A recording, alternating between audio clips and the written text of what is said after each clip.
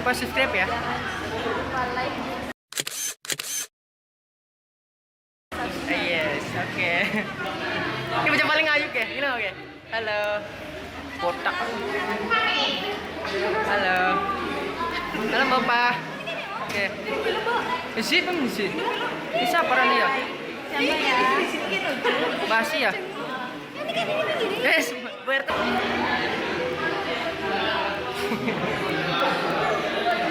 Hai. Hai.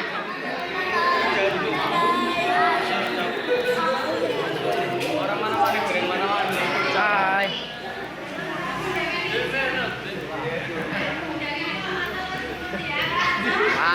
Hai. Pak Ji. Siap Pak Ji. Jika itu kabul. Dukun AS ya. Halo. Kon dijam gemetar.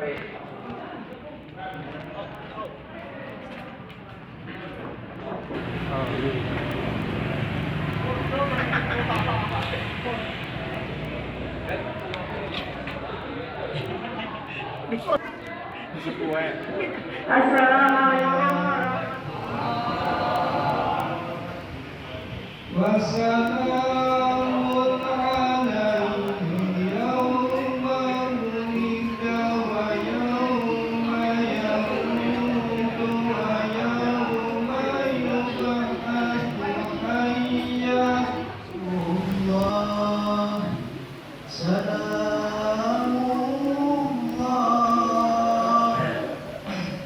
ala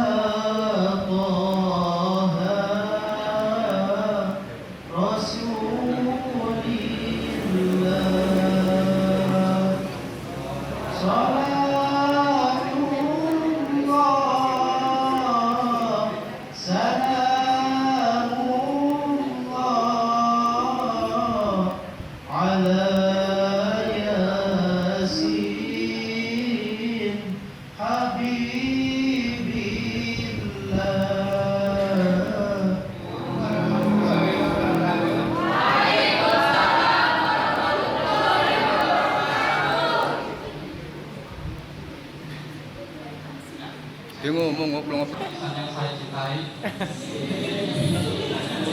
Semua yang hadir. Pertama-tama marilah kita panjatkan puja dan puji syukur kehadirat Allah Subhanahu wa taala.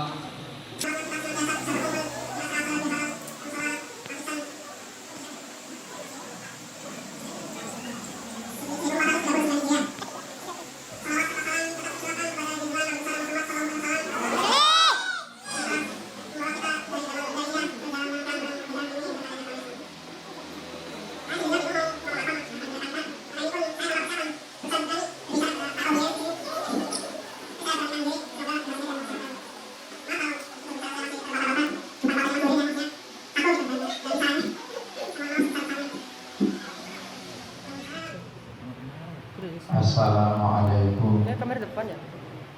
warahmatullahi wabarakatuh.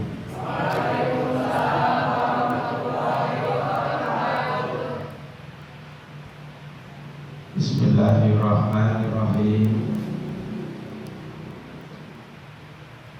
Alhamdulillahilladzi ja'alal hamda samanan li ni'matihi wa ma'adan min halaihi wa wasilan ila jinanihi wa sababan ziyadati ihsanihi.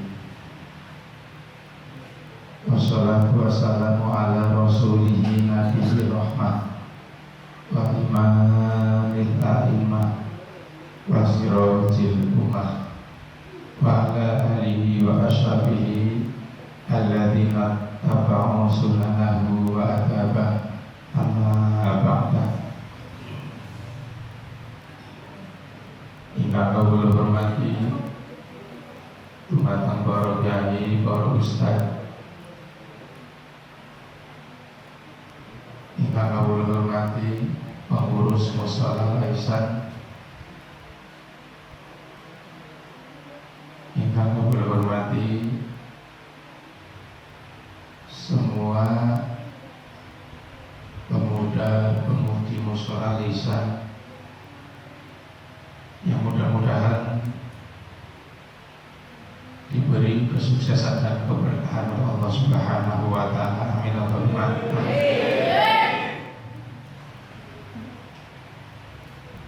Alhamdulillah, siang hari ini kita semua bisa bertemu, berkumpul dalam keadaan sehat walafiat, dalam keadaan yang berbahagia, karena kita baru saja merayakan perayaan hari besar umat Islam, yaitu Idul Fitri.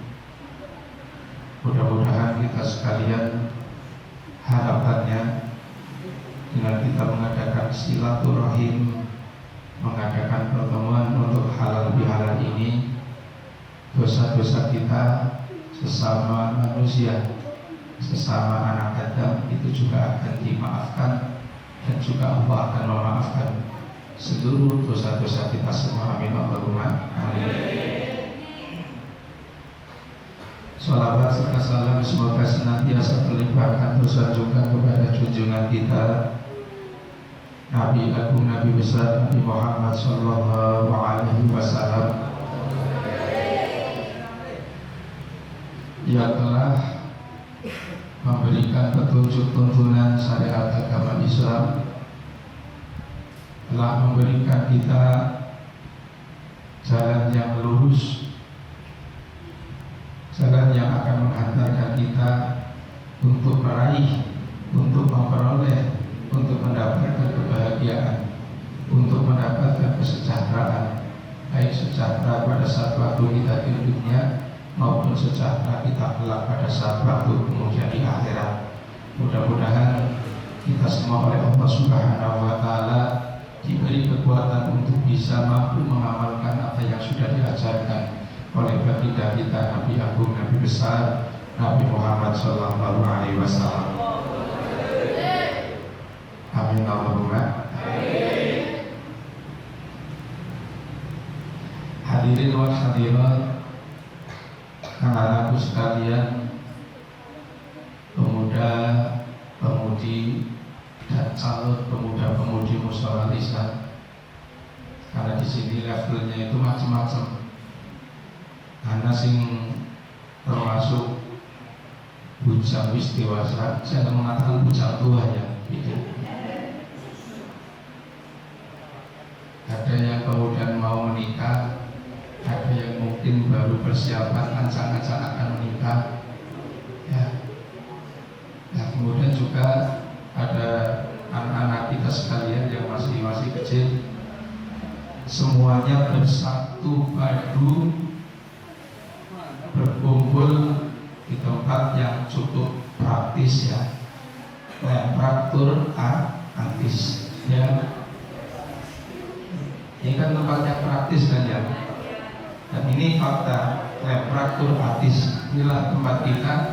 Namun sekalipun mungkin tempatnya ini adalah praktis, leprak dan artis, mudah-mudahan harapan kita pertemuan ini pertemuan yang sangat bermanfaat sekali, terutama pertemuan yang akan bisa menyambung dan memperkokoh tali silaturahim untuk terutama antar pemuda musola lisan.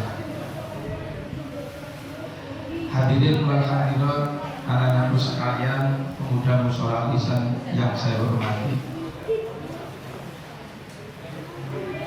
Di dalam hadis Rasulullah Sallallahu Alaihi Wasallam, karena ini kita bicara halal bihalal, maka kita akan bicara tentang masalah silaturahim.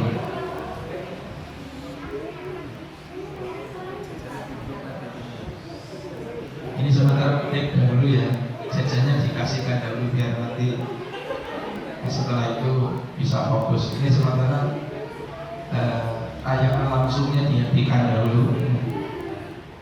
Barangkali sebelum kita membahas tentang makna dan hikmah silaturahim, kenapa saya lebih suka, lebih senang mengadakan halal bihalal yang seperti ini, bahkan mungkin dibandingkan dengan halal bihalal yang mendatangkan kiai, mubalik dari luar itu kan kita sepertinya itu salah gerakan. Tetapi justru halal bihalal yang seperti ini betul-betul halal bihalal yang betul-betul kekeluargaan. Kita bisa bersatu di dalam suatu tempat, kita bisa bersama-sama dan nanti kemudian saling memaafkan ataupun saling kemudian meminta maaf. Nah ini beda kalau kemudian kita berhalal bihalal itu mendatangkan mubalik atau kiai dari luar. Kita seperti mendengarkan pengajian saja, jadi mengunjungi pengajian saja, jadi tidak ada kebersamaan seperti ini. Kalau seperti ini saya yakin ini ada kebersamaan, bahwa setiap tahun sekalipun mungkin banyak yang kemudian tempatnya itu berbeda, ada yang di Jakarta atau mungkin ada yang di luar Jakarta, tetapi alhamdulillah setiap tahun kita dipertemukan di mushola lisan walaupun hanya beberapa jam. Ini bagi saya itu sangat mengesankan sekali. Sekalipun tidak kelihatan kebiar sebagaimana mengundang kiai ataupun mubalik sebagaimana di mushola-mushola yang lain. Karena manfaatnya halal bihalal itu bukan masalah kemudian kebiarnya, tetapi yang paling penting adalah jalinan silaturahim terutama antar pemuda mushola al-isya. Harapan saya mudah-mudahan acara ini bisa lestari dan bisa dipertahankan. Amin Allahumma. Kenapa acara ini sangat penting dan harus kemudian kita pertahankan? Kita tahu bahwa kita hidup sekarang ini di era yang kita gampang untuk mengakses masalah informasi, terutama masalah informasi keagamaan. Mudah-mudahan dengan harapan kami acara halal bihalal ini setiap tahun bisa memotivasi supaya dimanapun kita berada, dimanapun kemudian kita berkiprah,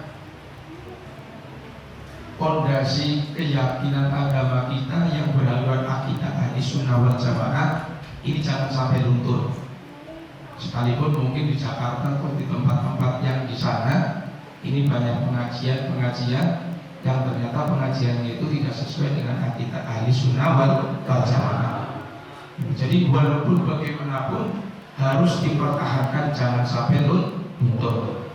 Ini harapan saya. Karena kenapa?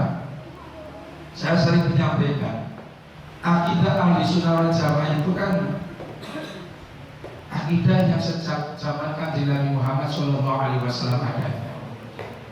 Kalau kemudian kita runut, yang menjadi pedoman kita itu kan Imam Syafi'i. Jadi kalau kemudian kita misalnya ditanya orang dalam beribadah, pasti kemudian kita akan menyebut Imam Syafi'i yang menjadi pedoman kita. Nah, Imam Syafi'i ini kalau kemudian dirunut tentang hubungan, itu muridnya Imam Malik. Imam Malik itu muridnya Ibnu Umar. Ibnu Umar itu muridnya daripada Kanjeng Nabi Muhammad SAW. Berarti generasi keempat Imam Syafi'i. Kanjeng Nabi, Ibnu Umar, Imam Malik, kemudian Imam Syafi'i. Artinya apa? Bahwa apa yang diajarkan oleh Imam Syafi'i ini mempunyai dasar dan pedoman yang sangat kuat, karena beliau itu masih hubungannya itu belum terlalu jauh dengan Kanjeng Nabi Muhammad. Ini yang perlu kemudian menjadi salah satu keyakinan kita, bahwa akidah yang kita pahami, akidah yang kita yakini, yaitu akidah Ahlussunnah wal Jamaah, insya Allah itu akidah yang akan menyelamatkan kita baik di dunia maupun di akhirat. Amin Allahumma. Anak-anakku sekalian, pemuda pemudi mushola ihsan, sebagaimana yang tadi saya sampaikan, kenapa kita penting sekali untuk mengadakan acara halal bihalal, mengadakan acara sebagaimana yang pada saat hari ini kita mengadakan, yaitu acara silaturahim.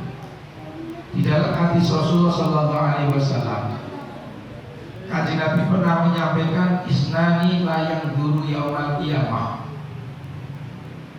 Ada dua kelompok manusia yang pada saat waktu nanti di akhirat akan dibiarkan oleh Allah. maksudnya dibiarkan oleh Allah itu tidak akan mendapatkan rahmat.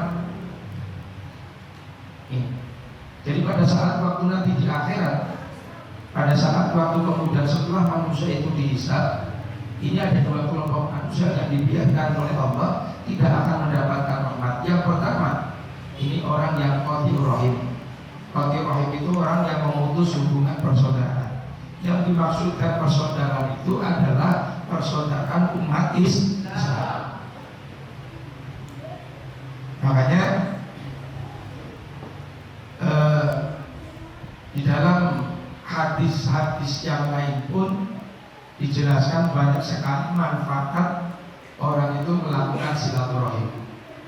Di antaranya bahwa Rasulullah SAW pernah menyampaikan, barang siapa yang ingin kemudian ditambahkan umurnya, kemudian diberkahi rezekinya, ya, itu salah satunya adalah dengan cara kita kemudian memperbanyak silaturahim.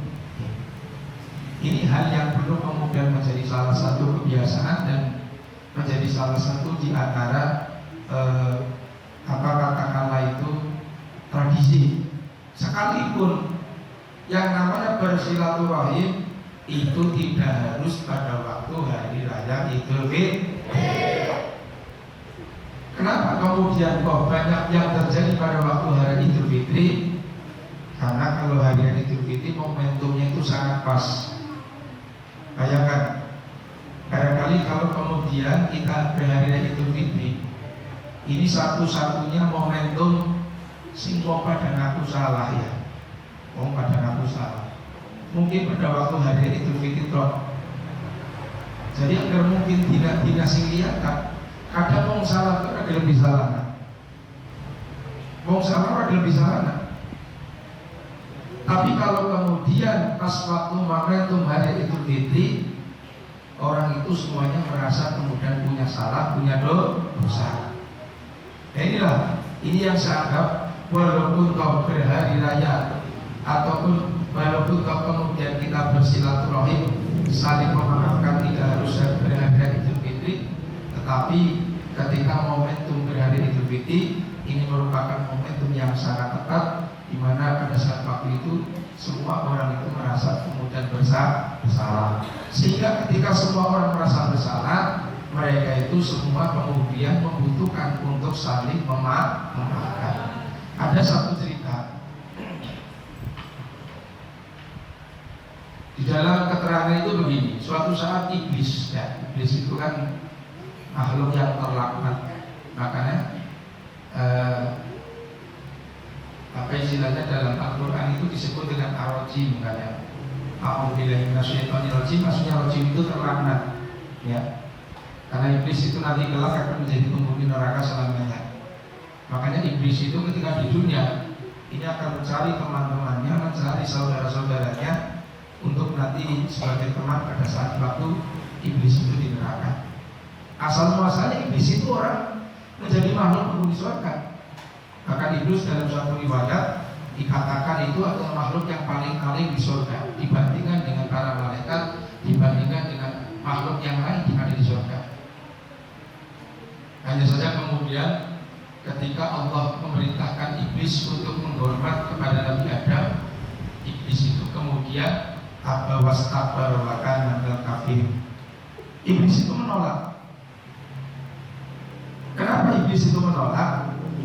Jadi iblis itu merasa dia itu lebih hebat.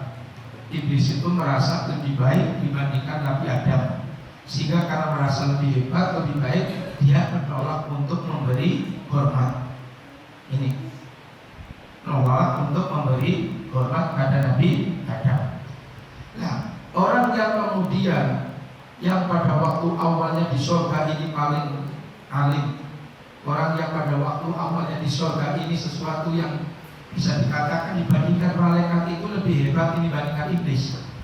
Tetapi akhirnya kemudian iblis menjadi makhluk yang terlaknat gara-gara iblis itu merasa paling sombong, merasa paling hebat, yang kemudian disebut dengan sombong ataupun takabur. Nah, suatu saat iblis itu datang pada Fir'aun. Ya, kita tahu iblis itu makhluk yang sombong. Fir'aun itu makhluk yang sombong. Ada dua makhluk sama-sama sombong. Kenapa Fir'aun itu makhluk yang sombong? Karena Fir'aun itu satu-satunya orang yang mengaku sebagai Tuhan. Ingat, Fir'aun itu satu-satunya orang yang mengaku menjadi Tuhan. Jadi iblis itu makhluk yang awalnya itu di surga, kemudian diturunkan gara-gara dia itu sombong, dan kemudian iblis itu bertemu ataupun bertandang pada manusia yang paling sombong, yaitu Fir'aun. Karena Fir'aun itu mengaku sebagai Tuhan. Nah, lalu si iblis itu menyampaikan pada Fir'aun, "Hei Fir'aun, kamu itu sebenarnya punya banyak teman. Kamu itu sebenarnya punya banyak teman." Nah, Fir'aun kaget karena dia merasa sebagai Tuhan. Ya, kenapa kok saya punya banyak teman? Saya Tuhan, selevel kan begitu kan ya. Akhirnya bingung dan dia bertanya penasaran pada iblis. Iblis, siapa yang merasa menjadi teman saya? Akhirnya iblis itu mengatakan, Fir'aun, teman kamu di dunia ini adalah orang-orang yang pada saat ada orang lain memohon maaf, meminta maaf, tetapi tidak memaafkan. Ya kan? Jadi ada orang minta maaf tapi tidak memaafkan. Ini berarti temannya Fir'aun. Kenapa temannya Fir'aun? Kalau ada orang minta maaf kemudian tidak memaafkan, berarti orang itu orang sombong. Allah saja ketika ada manusia itu berdosa, manusia ini kemudian melakukan perbuatan maksiat, asalkan mau memohon maaf, mau beristighfar, Allah itu mengampuni. Kok ada misalnya manusia, ada orang lain minta maaf tetapi nggak mau memaafkan, ini termasuk orang yang sombong. Kalau orang yang sombong berarti temannya Fir'aun. Kira-kira ada yang mau jadi temannya Fir'aun apa enggak? Ada apa enggak? Nah, kalau nggak ada berarti kalau kemudian kita merasa ada orang yang pernah menyakiti kita, ya, sesakit apapun misalnya, ya kalau ada orang minta maaf betul-betul tulus ya harus diterima. Kalau memang betul-betul minta maaf,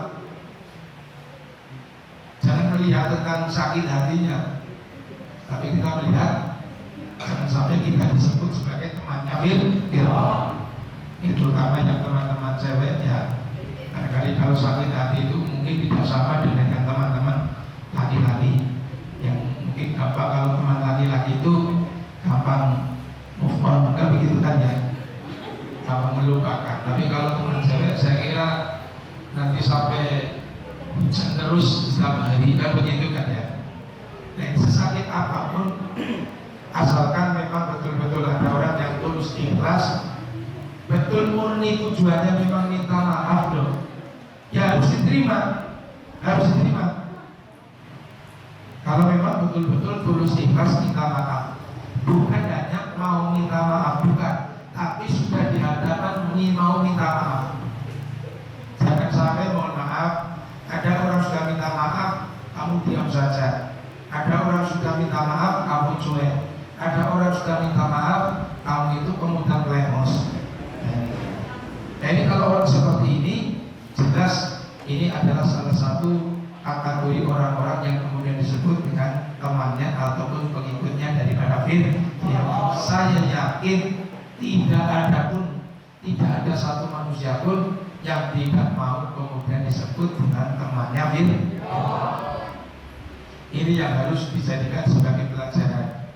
Jadi mudah-mudahan setelah mendengar keterangan seperti itu, kita bisa lebih dewasa, lebih hatinya, kemudian kita bisa lebih bersabar, ya, tidak emosional, kemudian bisa kemudian menerima kalau memang ada orang yang memohon maaf atau meminta maaf. Ini bisa dipahami ya. Anak-anakku sekalian, para pemuda-pemudi Mushola Lisan yang kami hormati, ya kebetulan saya itu memang masih dalam kondisi serak ya, tapi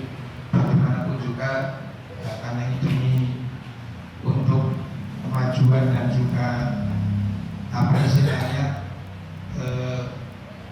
kekompakan pengurus musola desa. Sekalipun saya serap, saya usahakan untuk bisa hadir.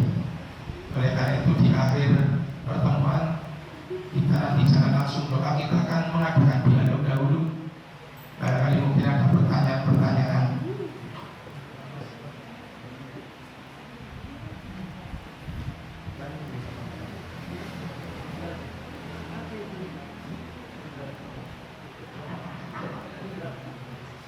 Jadi kita akan mengadakan dialog ya.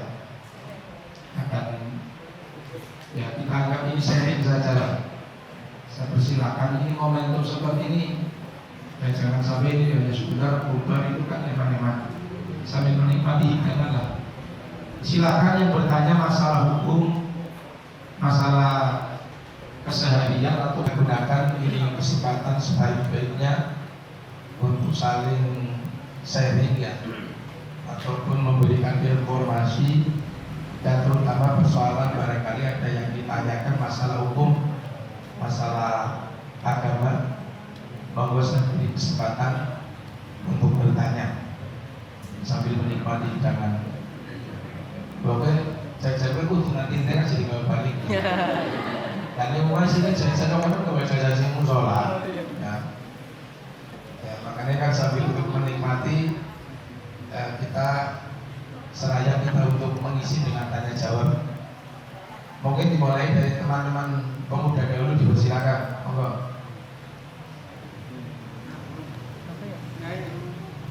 Ya, ini calon pengantin ya. Makanya nanti malam Selasa monggo kita sama-sama untuk memberikan doa restu, yang memberikan doa restu pada Mas Udin, karena sebentar lagi akan menjadi seorang pengantin, sehingga kita doakan mudah-mudahan dimudahkan oleh Allah. Amin Allahumma amin. Dan juga keluarganya mendapatkan keluarga yang sakinah mawaddah warahmah. Amin Allahumma amin. Ya silakan. Kalau zakat fitri sebelum malam hari raya sama.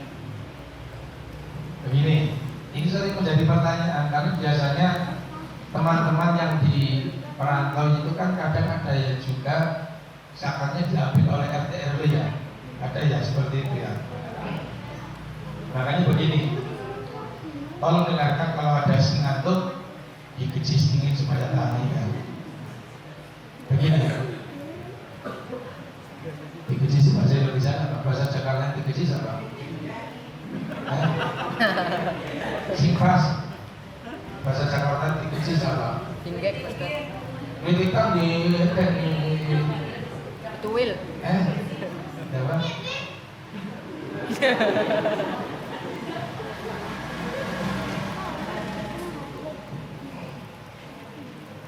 Nah gini, memang kalau bicara tentang masalah waktu mengeluarkan zakat, ini boleh sejak awal bulan Ramadan. Ini boleh. Nah, persoalannya begini, kalau perantau itu bahwasanya memang punya tujuan nanti berhari rayanya di kampung, misalnya orang Kalisalak merantau di Jakarta dan memang dia itu punya tujuan nanti berlebarannya di kampung, itu yang utama zakatnya di kampung, karena kita itu adalah domisilinya di Kalisalak. Mestinya seperti itu, mestinya.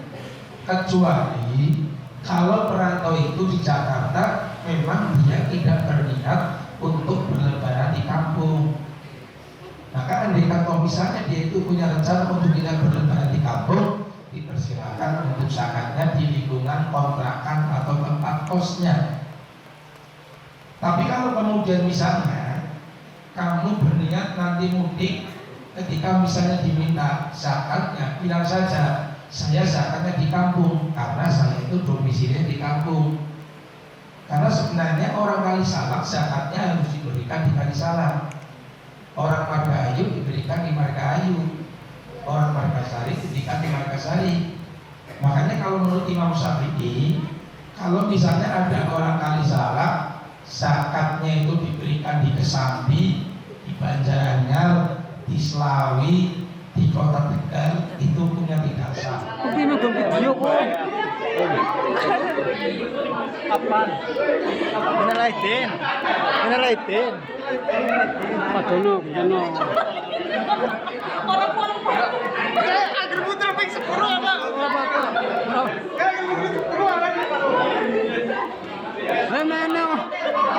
Balik mana?